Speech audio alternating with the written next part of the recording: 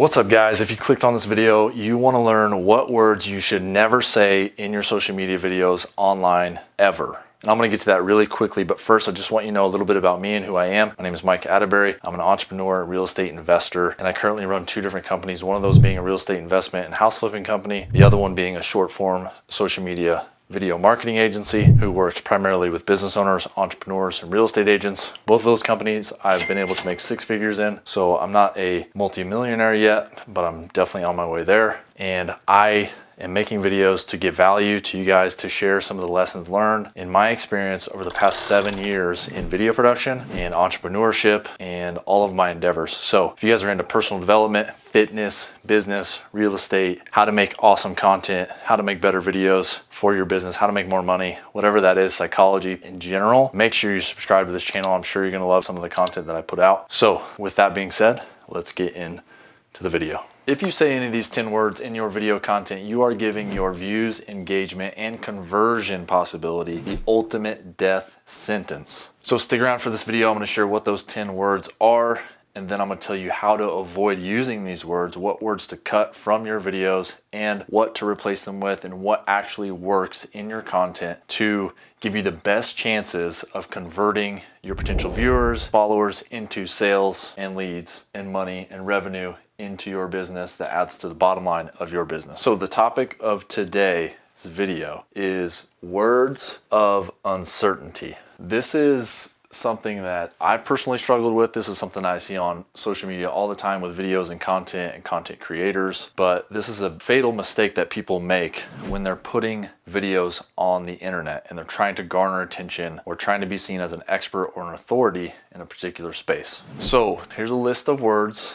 These are examples of words of uncertainty that you never want to use in your videos. And if they're in your videos, you got to cut them out or have your editor cut these out of the video. So here are 10 different examples of words of uncertainty, but they're exactly what it sounds like. Think about words of uncertainty. What does that mean? It means that we are saying things that make us seem uncertain about what we're saying. And I think a lot of this is really subconscious. People don't even recognize when they're doing it, but it's coming through in their videos and it's affecting the results that they get with their content. So what are some of these examples? And, so, like, I guess, I think, maybe, might, and probably. These are the top 10 that I see that people make the mistake of letting these slip through post-production and end up in their videos on social media. So think about when someone says, I guess, or I think, or, this may be the reason, or it might be because,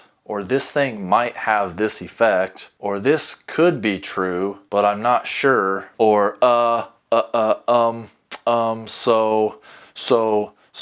so, and I even catch myself doing this. So, saying so and, that's an easy one. And you don't always have to cut out and, but in many cases, people are using it as a filler word. And what you need to do is recognize when you're using a word as a filler and when it's actually contributing to what's being said. So these are the top 10 that I see that people use. These are top 10 words of uncertainty. Now that we know what a word of uncertainty is, what is the problem? What's the problem with using words of uncertainty in our videos when we're speaking on camera and we're putting out content on the internet? What's the issue, right? That's what we're thinking. Well, put yourself in the viewer's perspective. If you go watch videos online, I bet that if you swipe through and watch videos, you will notice that you do not pay attention to, or do not follow, or do not watch through an entire video if someone is using a lot of these words, or pauses, or they feel or look or speak in an uncertain way. Now, why is that? From the viewer's perspective, why is that? Why would we not want to follow or engage or comment or talk to someone when they're showing these words of uncertainty to us, when they're portraying uncertainty in their videos? Well, think about the dynamic of a follower and you and your page, right? Or an expert. And many times, if you made it to this video and you're a business owner, you know that it is important to come across as an authority or an expert in your space. So this is particularly important to business owners or somebody who is trying to come across or portray their expertise online for their product or service, okay? So think about this. There's a built-in frame of authority that we want to have with our followers or with our viewers or with the public or with the audience. If we are a real estate agent, we want to be portrayed as the expert, as the authority. The most successful people in any industry or in any niche or in any venture, what do they have? They have a perception of authority. They have a perception that they're an expert or they have achieved a lot in this. They have experience with this. They've learned lessons. They know the ins and outs of whatever this is, right? So there's a frame of authority built in with your content. And if you don't have one, that's the goal, is to build in a frame of authority with your content.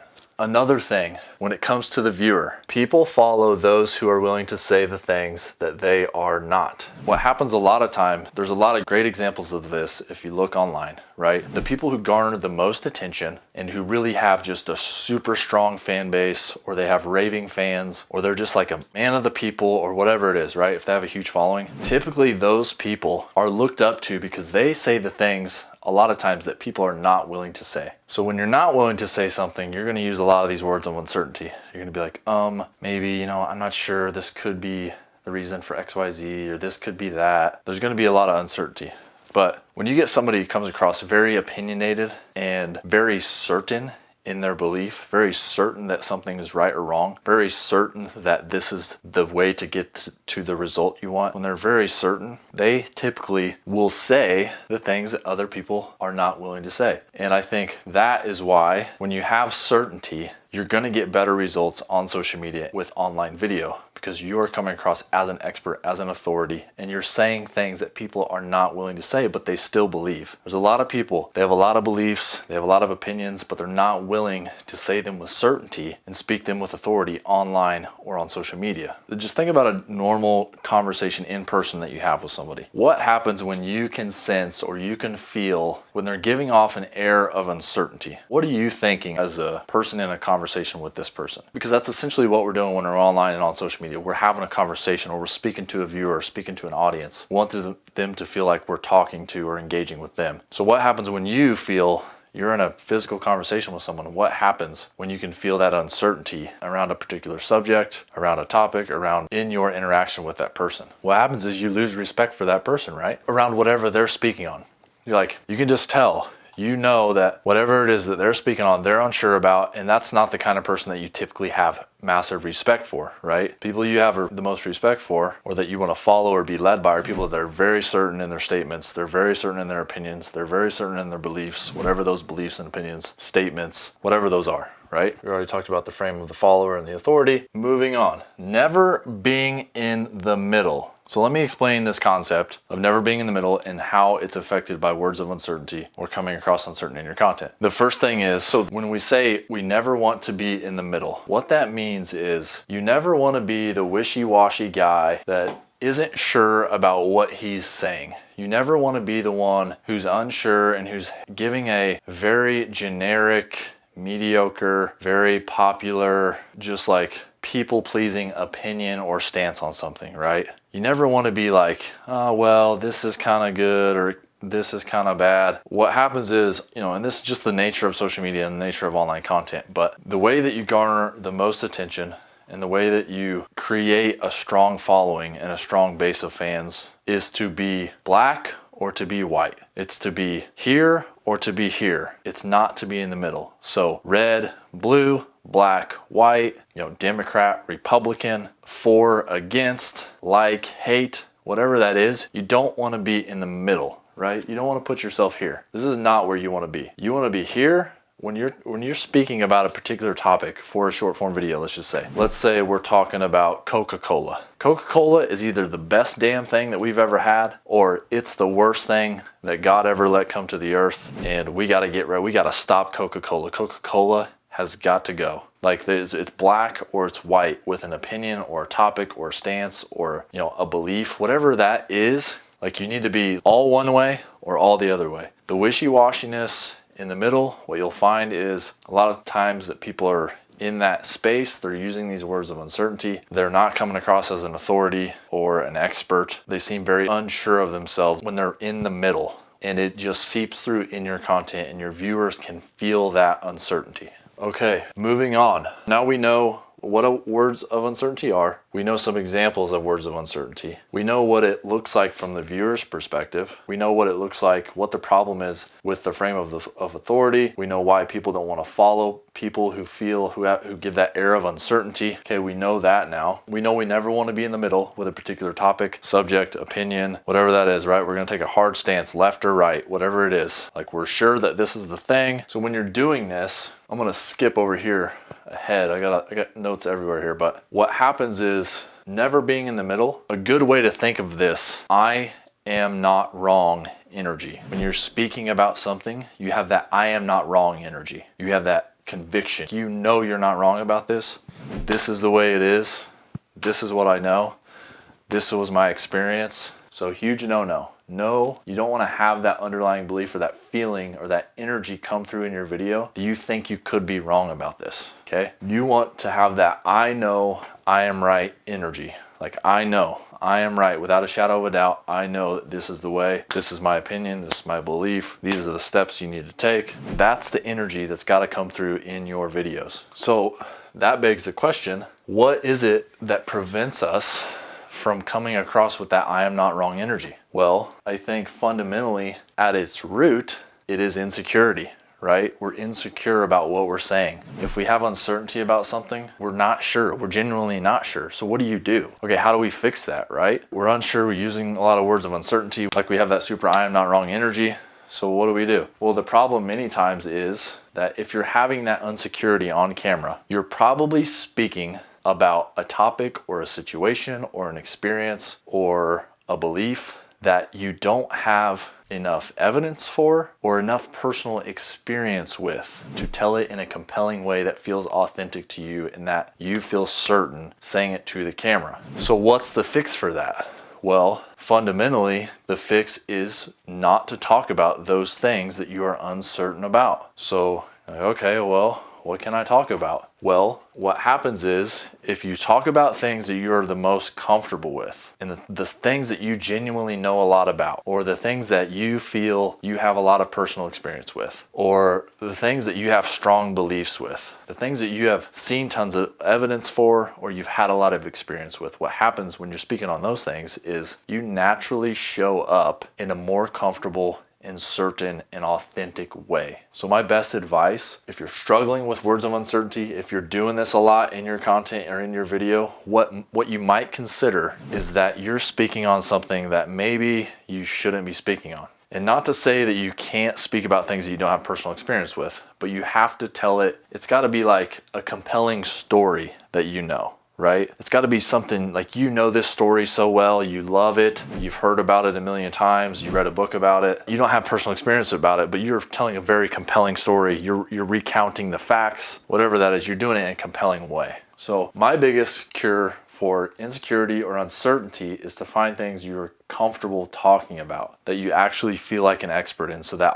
authenticity comes through in your video content. Once you find those things that you feel comfortable speaking on, that you feel like you can have that certainty in your videos, what you're gonna have to pay attention to keep your viewers engaged and to create content that actually leads to conversions or to sales or to leads or to appointments, to interactions, to conversations, to a strong bond with your audience, is you're gonna have to pay attention to your tonality on the video. What do I mean by tonality? Well, I'm talking about how engaging are you? Are you speaking with a lot of up and down, voice fluctuation? Are you moving your hands? Are you using hand gestures? Are your hand gestures congruent with what you're saying? Like when you say, I don't know, you go like this, right? It wouldn't make sense to go, I don't know, right? That's incongruent. This is kind of like, yeah, let's go, I know. This is, I don't know, right? Are your hand gestures congruent? And are you speaking with tonality that is engaging? A lot of times what happens is people are they're talking like this.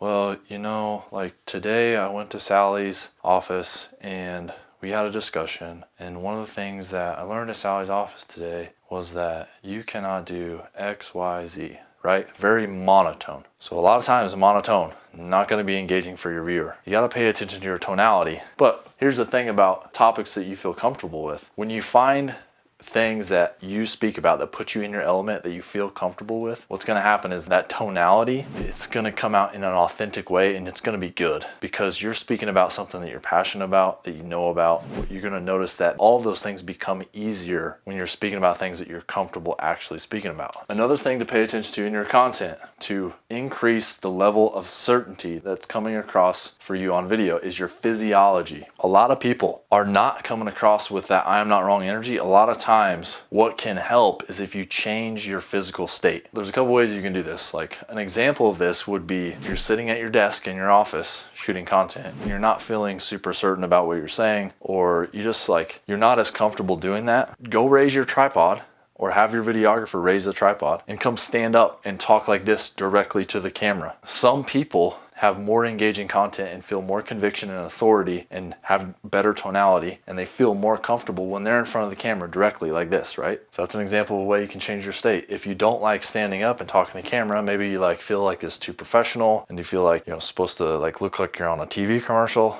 A lot of times what you can do is sit down, okay? Sit down, lean back in your chair, drop the camera to a lower level and shoot your content in a more relaxed, casual way, right? Change your physiology to a more relaxed, casual physiology, and that will come through in the video. When you're speaking, in your tonality, in your hand gestures, you will just feel more comfortable and casual, and it will come across more authentic. So those are a couple examples of the way that you can change your state, okay? For some people, it might be that you need to do content when you're going for a walk because the act of moving, the act of walking makes it easier for you to speak on camera.